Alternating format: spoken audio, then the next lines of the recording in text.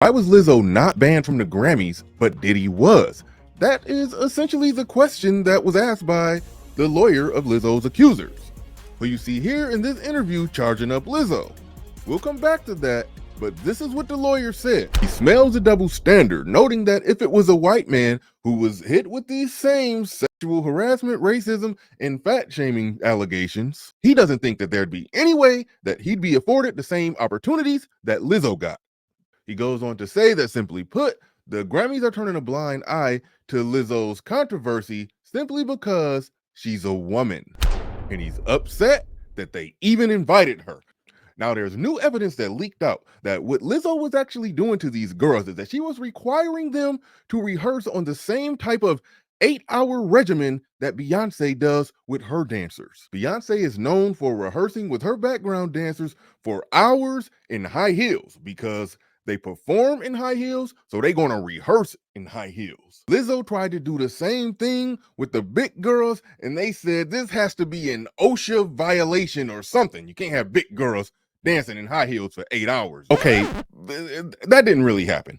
But that's how I envision all of this. Now, her accusers had something interesting to say about all of this, but let's first examine if her lawyer is actually right in what he's saying about that double standard. A lot of people on social media, including this person here, echoed the view that, whatever happened to innocent until proven guilty? Well, Jonathan Majors was guilty until proven innocent, then was still guilty anyway. And no need to rehash what happened with Johnny Depp, who I thought single-handedly lowered the stock value of white woman tears until this. But believe it or not, the single most greatest comparison that can be made to this whole Lizzo situation is actually P. Diddy.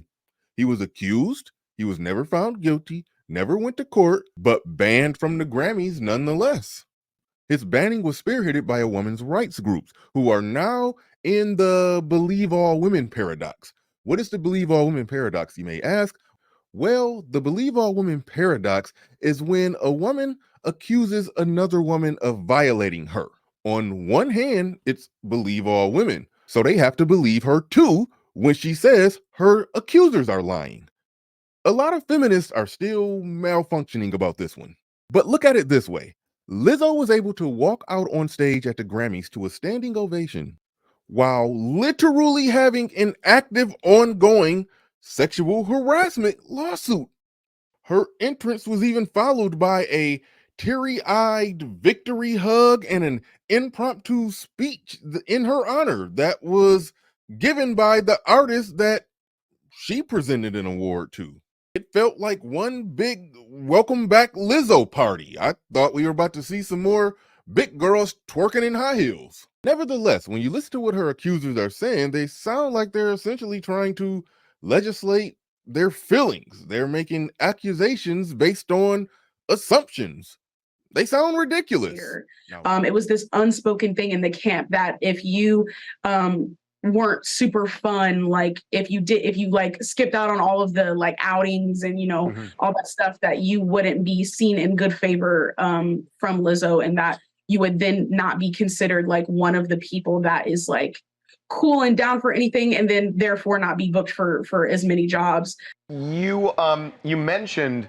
Now notice the responses. Women, despite being divided on this one, somehow know how to sift through opportunistic BS all of a sudden. And they know how not to react in the court of public opinion when accusations seem baseless. So when the accuser's lawyer says that no white man would get this privilege, I don't know why he's playing the race card when it's clear that the only card that's relevant here is the man card.